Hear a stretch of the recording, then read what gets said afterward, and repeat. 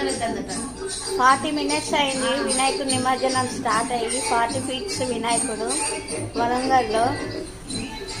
ఇప్పుడు 42 minutes అయిపోయింది, ఇంకా కరగడం లేదు. చిన్నగా కరుగుతుంది చూడండి వినాయకుడు.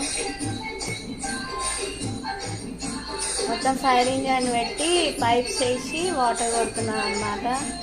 స్టార్టింగ్లో పాలతో వేసిండు, ఇప్పుడేమో వాటర్ కొడుతున్నారు. ఇది లైవ్ వరంగల్ నుంచి.